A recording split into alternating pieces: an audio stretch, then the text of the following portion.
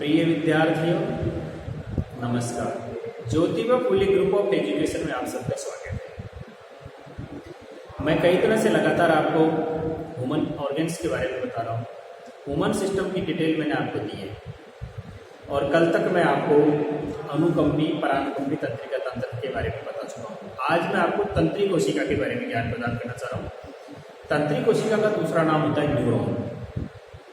तंत्री कोशिका का दूसरा नाम क्या होता है? न्यूरॉन। आपके सामने एक चित्र बना हुआ है, ये एक तंत्री कोशिका का चित्र है, दिखाई दे रहा होगा आपको। समय की बचत के लिए मैंने थोड़ा सा इसे एडवांस में पिक्चर कर दिया है। अब आप तंत्रिका के बारे में देखेंगे। तंत्रिका क्या है? ये तंत्रिका कोशिका या तंत्री कोशिका कह दो या तंत्रिका कोशिका कह दो, ये शरीर की एक संरचनात्मक और क्रियात्मक इकाई होती है। इसका प्रमुख कार्य क्या होता है कि शरीर के एक स्थान से दूसरे स्थान तक ये संकेतों को भेजने का और वापस प्राप्त करने का कार्य करती है। सूचनाओं के माध्यम से ये आवेगों को केंद्रीय तंत्रिका तंत्र में ले जाकर के डालती है और केंद्रीय तंत्रिका तंत्र से जो भी संकेत प्राप्त होते हैं उन संकेतों को पुनः संबंधित अंग तक पहुंचाने का कार्य तंत्री कोशिका का ही होता है। आप इसमें देखेंगे कि तंत्री कोशिका के 3 भाग होते हैं। नंबर 1 कोशिका काय, आपको दिखाई दे रहा होगा कोशिका काय।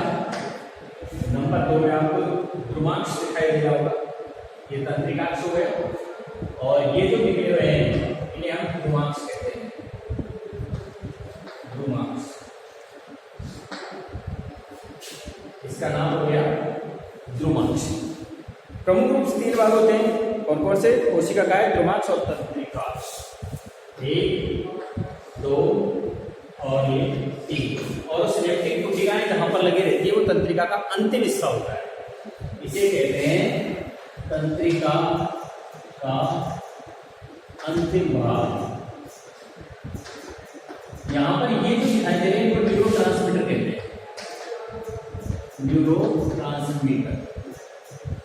ये क्या करते हैं? सूचना को अगली तंत्रिका के ध्रुवांश में भेजने का कार्य करते हैं। यहां तक पहुंचते पहुंचते संकेत कमजोर हो जाते हैं।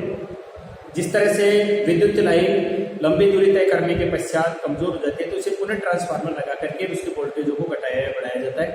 उसी प्रकार से ये ध्रुवांशों के द्वारा जो संकेत प्राप्त होते हैं उसे केंद्रक में भेजा जाता है। केंद्रक से कोशिका काय में होते हुए तंत्रिकांश से होते हुए तंत्रिका के अंतिम भाग सिनेप्टिक कोशिकाओं में चला जाता है। वहां पर लगे हुए जो आपको ये गोल गोल संरचनाएं दिखाई दे रही है, ये सिनेप्टिक कोशिकाएं हैं। इन सिनेप्टिक कोशिकाओं में जाकर के पुनः न्यूरोट्रांसमीटर के संकेतों को मजबूत करते हैं और यहाँ से विद्युत आवेग के माध्यम से संकेत अगले ध्रुवांश के कोशिका के में, तंत्रिका कोशिका के में चले जाते हैं। इस तरह से संकेत एक विद्युत गति के साथ केंद्रीय तंत्रिका तंत्र तक पहुंचते हैं और केंद्रीय तंत्रिका तंत्र से प्राप्त होने वाले संकेतों को पुनः संबंधित अंग तक पहुंचाने का कार्य इसी तंत्री कोशिका के माध्यम से किया जाता है। मैंने आपको यहाँ लिखा है तंत्रिका की संरचना। अब इसके बारे में मैं आपको थोड़ी सी डिटेल लिखूंगा, उस डिटेल को आप यहाँ लिखेंगे। न्यूरॉन,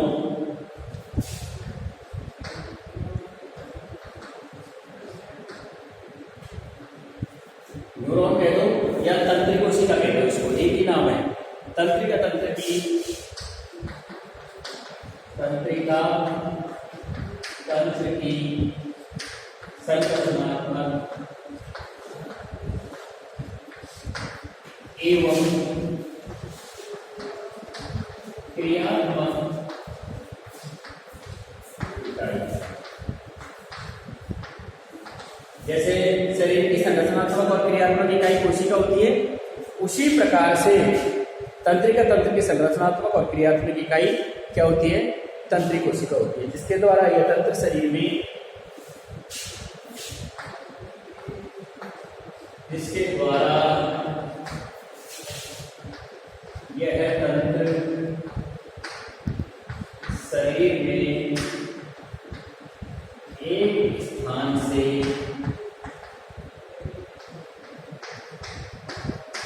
दूसरे स्थान तक, एक स्थान से और कहां तक? दूसरे स्थान तक संकेत भेजता है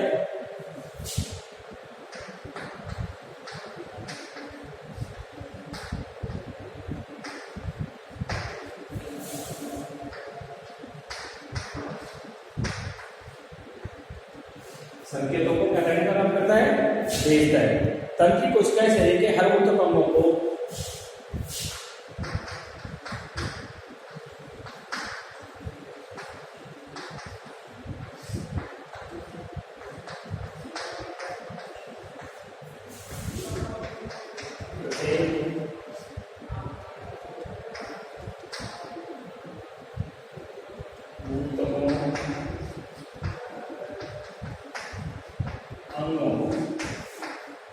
प्रत्येक ऊतक और अंग को केंद्रीय तंत्रिका तंत्र से जोड़ती है। केंद्रीय तंत्रिका तंत्र से इसे जोड़ देती है, केंद्रीय तंत्रिका तंत्र से जोड़ देती है। ये शरीर के बाहर और भीतर से उद्दीपनों को ग्रहण करती है। ये शरीर के बाहर से तथा शरीर के अंदर से उद्दीपनों को ग्रहण करके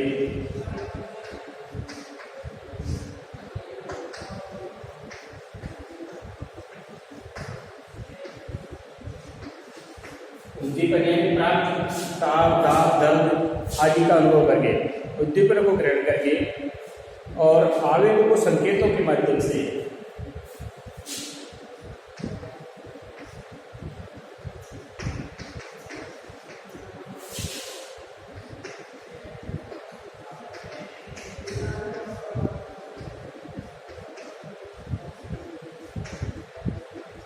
प्राप्त होने वाले संकेतों को और आवेगों को संकेतों के माध्यम से क्या करने का कार्य करते हैं, दूसरी तंत्रिका कोशिका में भेजती है।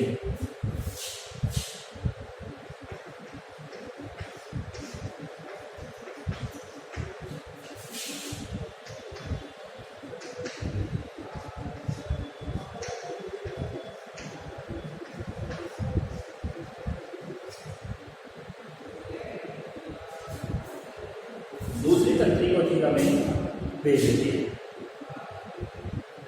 केंद्रीय तंत्रिका तंत्र से प्राप्त संकेतों को वापस तथा केंद्रीय तंत्रिका तंत्र से प्राप्त होने वाले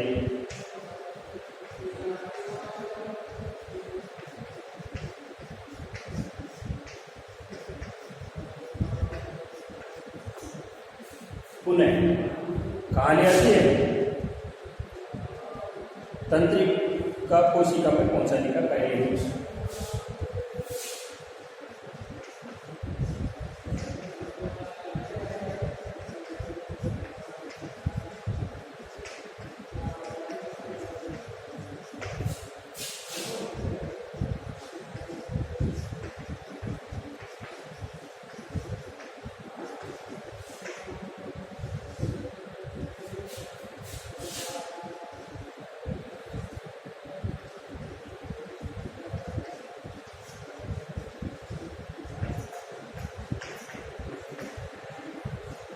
तंत्रिका कोशिका के द्वारा ही किया जाता है। अभी एक बार आप देखिए, दोबारा से देखिए, आपको सामने एक तंत्रिका की संरचना दिखाई दे। तंत्रिका में आपको क्या क्या दिखाई दे रहा है, देखो ये तो आपको कोशिका कायम दिखाई दे रहा है, ये शरीर की संरचना है, ये सब कोशिका कायम, ये इसका सेंटर क्या है, ये केंद्र, ये हो गया केंद्र, और ये यहां से लेकर के यहां तक का जो हिस्सा आपको दिखाई दे रहा है इसको तंत्रिकाक्ष कहते हैं। इस नाम से जानते हैं, तंत्रिकाक्ष के नाम से जानते हैं। ये ध्रुवांश है, क्या है ये, ध्रुवांश। ध्रुवांश क्या करते हैं जानते हो, ध्रुवांश शरीर के समस्त अंगों की जो कोशिकाएं हैं उनसे संकेतों को ग्रहण करके सीधा कोशिका काय में भेजती है। कोशिका काय में केंद्र पाया जाता है जो सूचनाओं को इस तंत्रिकाक्ष के माध्यम से होता हुआ तंत्रिका के अंतिम भेजना है। यहाँ तक पहुँचते पहुँचते संकेत बहुत कमजोर हो जाते हैं। जब यहाँ तक पहुँचते पहुँचते संकेत जब कमजोर हो जाते हैं तो उन्हें अगली तंत्रिका कोशिका में या तंत्रिका कोशिका में भेजने के लिए पावर की आवश्यकता होती है। तो सिनेप्टिक जो कोशिकाएं आपको दिखाई दे रही है, न्यूरोट्रांसमीटर नाम से जाना जाता है। न्यूरोट्रांसमीटर क्या करते हैं, प्राप्त होने वाले संकेतों को पुनः ऊर्जा प्रदान कर देते हैं और सिनेप्टिक कोशिकाओं के माध्यम से जो सूचना या संकेत हैं वो विद्युत तरंगों की भांति विद्युत आवेग की तरह नेक्स्ट तंत्रिका के क्रमांक के द्वारा प्राप्त कर लिए जाते हैं और इस तरह से विद्युत गति से सूचना केंद्रीय तंत्रिका तंत्र उन्हें संबंधित अंग तक पहुंच जाती है। इसीलिए हम कोई भी कार्य बहुत शीघ्रता से कर देते हैं। अब मैं आपको यहाँ लिखूंगा कि तंत्रिका कोशिका को 3 भागों में बांटा गया है। तंत्रिका कोशिका को 3 भागों में बांटा गया है। तंत्रिका कोशिका को 3 भागों में बांटा गया है।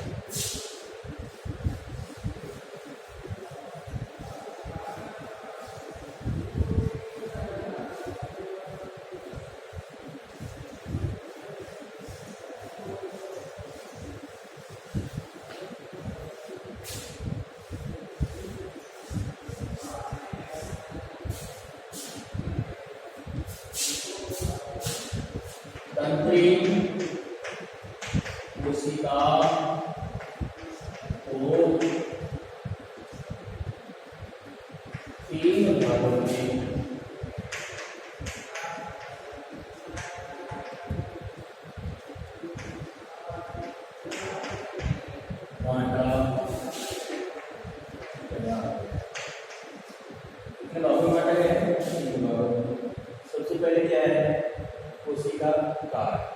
सबसे पहले अपन किसको लिखेंगे, पहला भाग उसका है कोशिका काय, सेल कोशिका काय। नंबर 2 है, कोई स्पष्ट रूप से दिखाई दे रहा होगा, ध्रुवांश।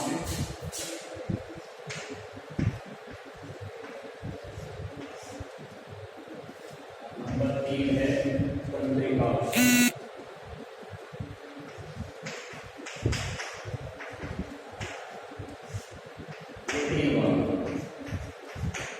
कोशिका काय, ध्रुवांश।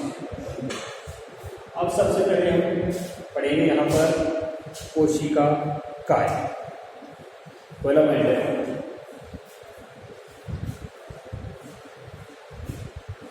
कोशिका काय में।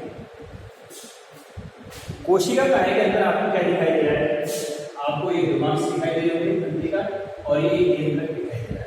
क्या क्या दिखाई दे रहा है, एक तो केंद्रक दिखाई दे रहा है और ध्रुवांश दिखाई दे रहे हैं। किससे लगे हुए, इससे। कोशिका काय में ये केंद्रक और प्रारूपिक कोशिका में दिखाई दे रहे हैं। इस भाग को साइटोन का नाम भी दिया जाता है। इसको क्या कहते हैं, इसको साइटोन नाम से भी जानते हैं। तो अपन सबसे पहले कोशिका काय के बारे में लिखेंगे। इसके बारे में लिखेंगे कोशिका काय। तो कोशिका काय के बारे में लिखो, कोशिका काय में एक केंद्रक है। कोशिका काय में एक केंद्रक तथा कुछ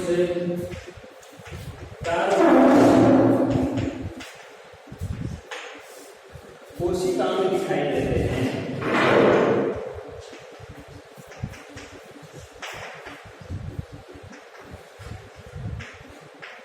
मैं आपको एक बार पहले भी बता चुका हूं कि सबसे पहले बाह्य उद्दीपनों से या उद्दीपनों से जो भी कोई संकेत प्राप्त होते हैं या सूचनाएं प्राप्त होती है, उन आवेगों को प्राप्त करके ध्रुवांश जो स्राव होता है वो सीधा यहाँ से कोशिका काय में पहुंचता है।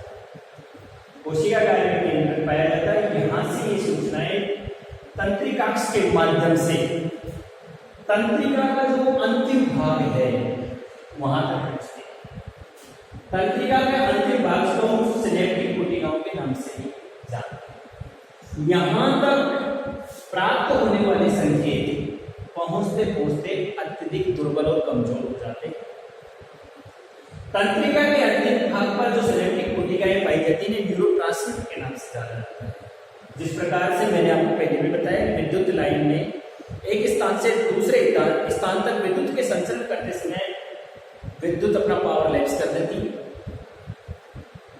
जगह जगह ट्रांसफार्मर लगा करके उसे पुनः प्रबल बनाया जाता है। उसी प्रकार से यहाँ से जो प्राप्त होते हैं ध्रुवांश के द्वारा जो भी संकेत या आवेग सूचनाएं प्राप्त की जाती है वो केंद्रीय तंत्रिका तंत्र तक पहुंचाने के लिए उन आवेगों को तंत्रिका से होकर के गुजरना पड़ता है, जिसमें संकेत कमजोर और दुर्बल हो जाते हैं।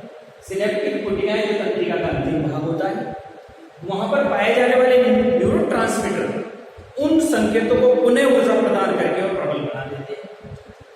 न्यूरोट्रांसमीटर के द्वारा प्राप्त आवेगों को पुनः प्रबल बनाने के पश्चात इनके मध्य पाए जाने वाले सिनेप्स यानी रिक्त स्थान को विद्युत आवेग के माध्यम से पार करके और अगली तंत्रिका में संकेत ध्रुवांश के द्वारा ग्रहण कर लिया जाता है और उन्हें भी केंद्रीय तंत्रिका तंत्र में डाल दिया जाता है। वहां से प्राप्त होने वाली सूचनाओं को भी पुनः संबंधित तंत्रिका इसी प्रकार से भेजा जाता है। इसके बारे में मैं आपको बता रहा हूं।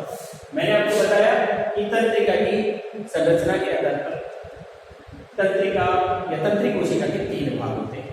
नंबर 1 कोशिका काय, नंबर 2 ध्रुवांश और नंबर 3 तंत्रिका। सबसे पहला भाग मैं आपको कोशिका काय के बारे में बता रहा हूं।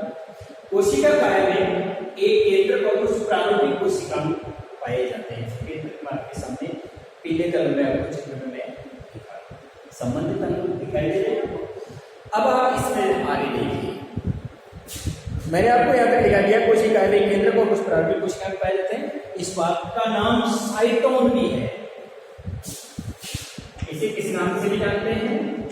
साइटोन के नाम से। कोशिका काय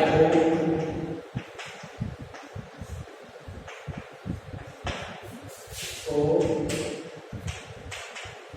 साइटोन के नाम से भी जानते हैं।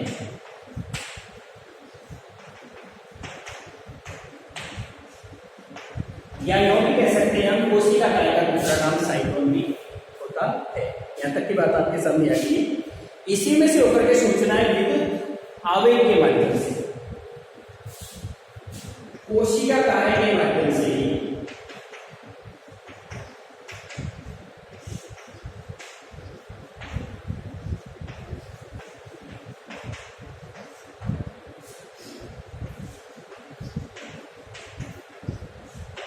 सूचनाएं किस तरह से जाती है? विद्युत आवेग की तरह।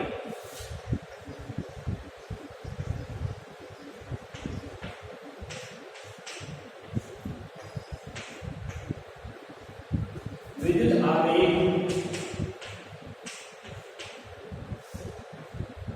की भांति तंत्रिका के अंतिम भाग सिनेप्टिक पुटिका होंगे।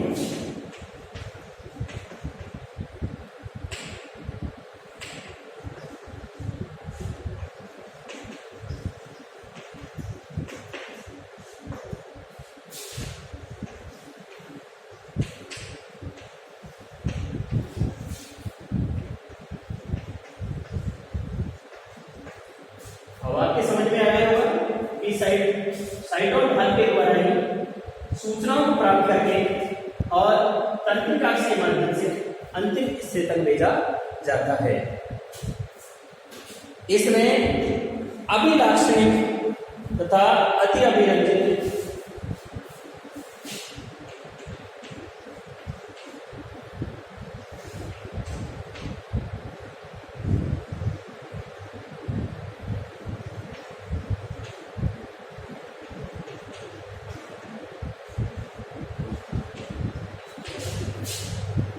अति अभिरंजित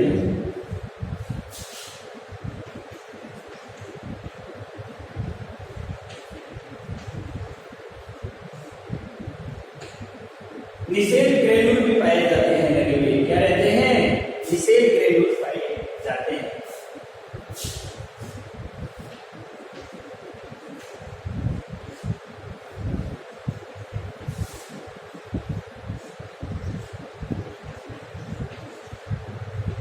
ये आपका एक हिस्सा पूरा हो गया। दोबारा से एक बार फिर देख लें। कोशिका काय के बारे में बता रहा हूं मैं आपको। एक केंद्र पर कुछ प्रारंभिक कोशिका कोशिका काय का दूसरा नाम क्या होता है? साइटोन होता है। इसी के माध्यम से क्या होता है? सूचनाओं को विद्युत आवेग की भांति सिनेप्टिक कोशिका में धकेला जाता है। एक बात हो गई।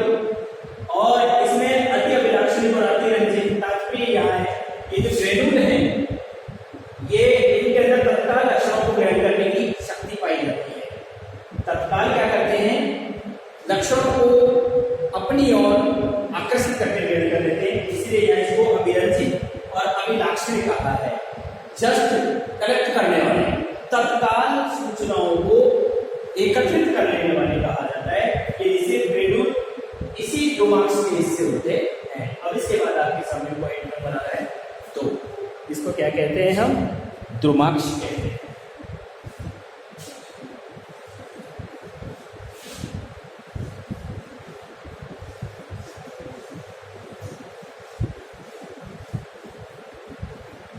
तंत्री कोशिका का दूसरा भाग है द्रुमाक्ष।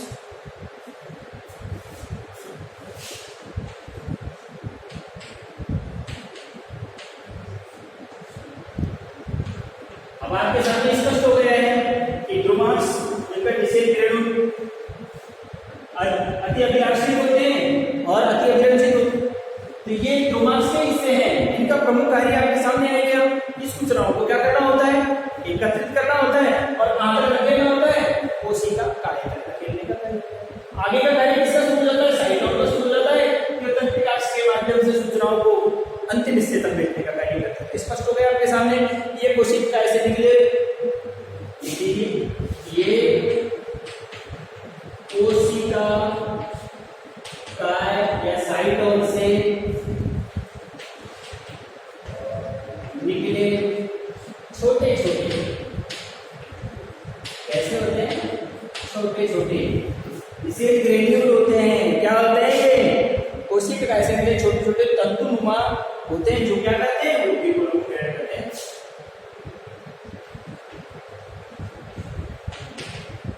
तंतु होते हैं जो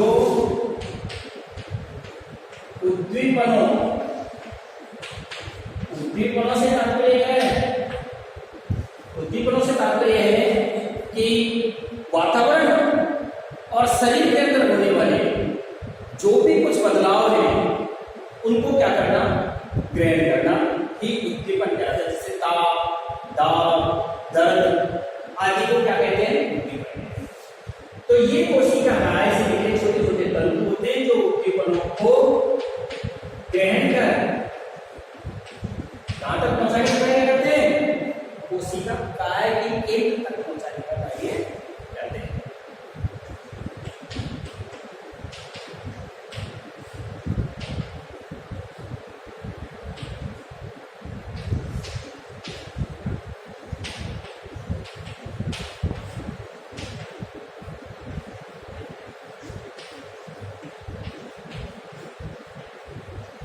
यहां तक की बात आपके समझ में आ गई। अब आपके सामने पॉइंट शुरू हो रहा है तीसरा, तंत्रिकाक्ष। ये तंत्रिका का बड़ा हिस्सा होता है, लंबाई में लंबा हिस्सा। और आप तंत्रिकाक्ष में जगह जगह देख रहे होंगे प्रवर्ध पाए जा रहे हैं। प्रवर्धों के मध्य जो कोशिका की संरचना दिखाई दे रही है उसमें भी आपको केंद्र युक्त स्थिति नजर आ रही होगी। अब मैं आपको यहाँ बताऊंगा, ये लंबा बेलनाकार होता है। कैसी आकृति का होता है? लंबे बेलन की जैसी आकृति वाला होता है।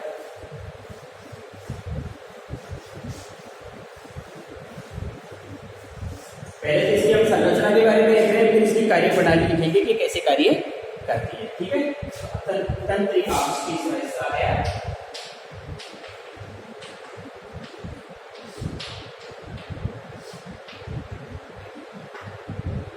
ठीक है, तंत्रिकाक्ष के बारे में लिख रहे हैं थोड़ा सा। ये लंबा बेलनाकार एक प्रवर्ध है।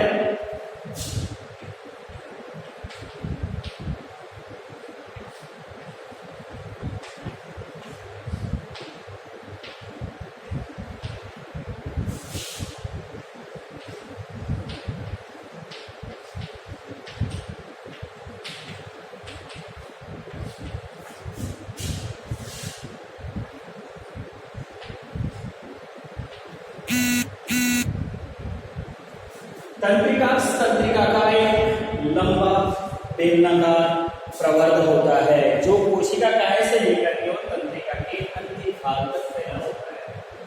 जो कोशिका काय से फैला होकर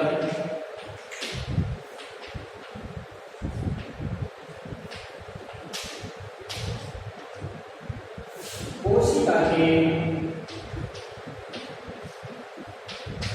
अंतिम भाग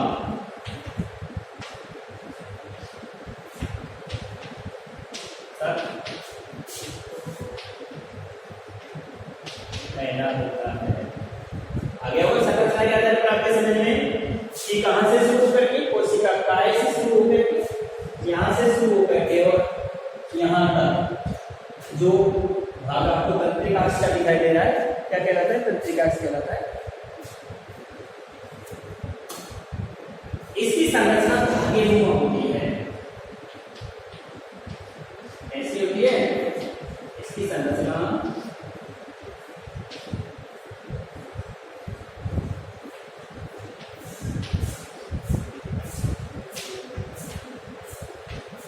तंत्रिकाक्ष धागेनुमा संरचना वाला होता है और आगे बढ़ता चला जाता है। अंत में आपको क्या दिखाई दे रही है? तंत्रिका के अंतिम भाग में तंत्रिका के अंतिम भाग में क्या लगे दिखाई दे रही है? बताइए। सिनेप्टिक पुटिका, सिनेप्टिक नोड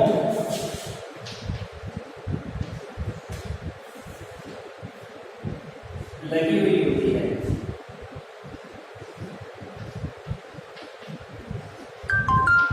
एक और बात बता दूं मैं आपको, दो तंत्रिकाओं के मध्य जो खाली स्थान होता है, जैसे मान लीजिए आपके सामने एक तंत्रिका है,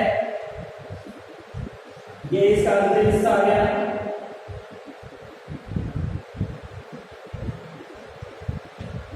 ये इसे ग्रेन्यूल हुए, ये कोशिका काय हो गया, एंडोमार्क्स हो गया, अंतिम हिस्सा आ गया। यहां से फिर बाद उसी प्रकार से फिर अगली तंत्रिका शुरू हो जाएगी। इस तरह से इसे ग्रेन्यूल हो गए, ये अंतिम भाग फिर आ गया इसका, ये सिनेप्टिक पुटिकाएं हो गई जिसको हम न्यूरोट्रांसमीटर के नाम से जानते हैं।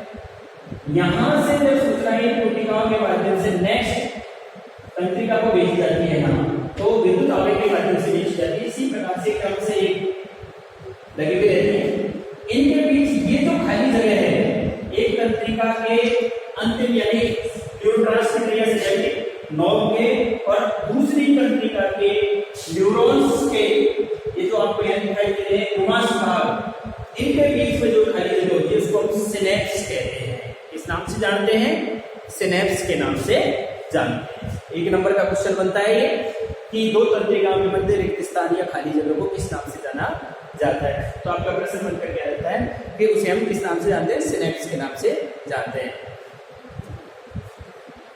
सिनेप्टिक नोड लगी रहती है जिसमें सिनेप्टिक पुटिकाएं निर्माण होती हैं।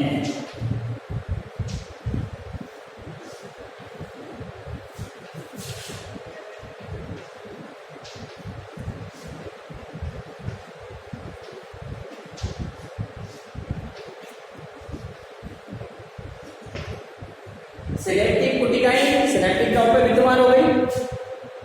सिनेप्टिक पुटिकाओं में क्या पाया जाता है?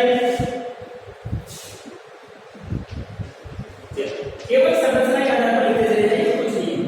पुटिकाओं में क्या पाया जाता है? मैंने लिख रखा है वहां पहले से,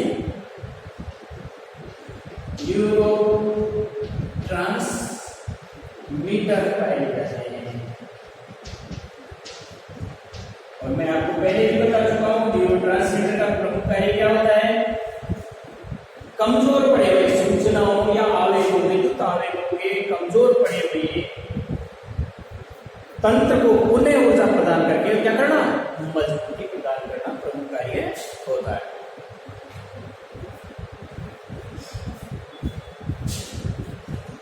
ये न्यूरोट्रांसमीटर क्या करते हैं?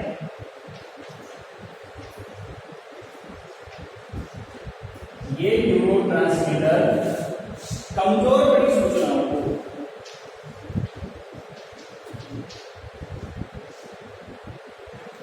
न्यूरोट्रांसमीटर सूचनाओं का संप्रेषण करके, जैसे सूचनाओं का संप्रेषण करके उन्हें क्या प्रदान कर देते हैं, ऊर्जा प्रदान करने का कार्य करते हैं।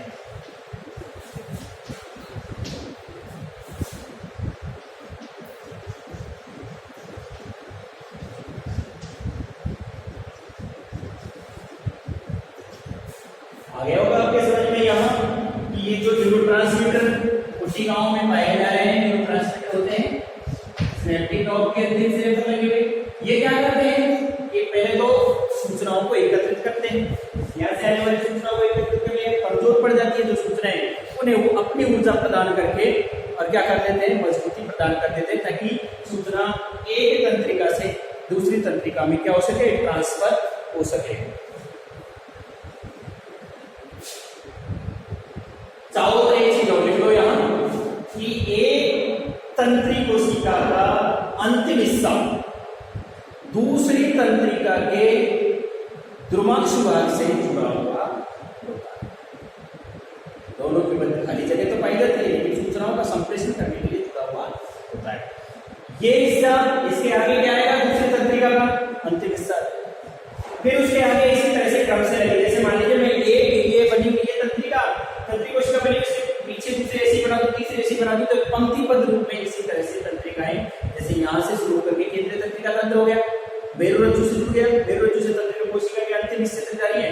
यहाँ से सूचनाओं, जैसे हमने किसी गर्म वस्तु को हाथ को छू दिया, यहाँ से क्या होगा, संवेदी तंत्रिकाओं के माध्यम से सूचना केंद्रीय तंत्रिका तंत्र में डाल दी जाती है।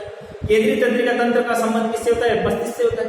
मस्तिष्क प्राप्त आवेगों को अध्ययन करके और उन्हें क्या करता है, प्रेरक तंत्रिकाओं के माध्यम से संबंधित अंग तक सूचना पहुंचाता है। हम झटके के साथ हाथ को क्या कर लेते हैं, पीछे हटा लेते हैं। ये क्रिया बहुत तेज गति से होती है, ये क्रिया बहुत तेज गति से होती है और इसे हम प्रतिवर्ती क्रिया का नाम भी दे सकते हैं। और हम इस बात को जानते हैं, जिस समय प्रतिवर्ती क्रिया अपना कार्य करती है, मस्तिष्क ऐसे समय में विश्राम अवस्था में चला जाता है।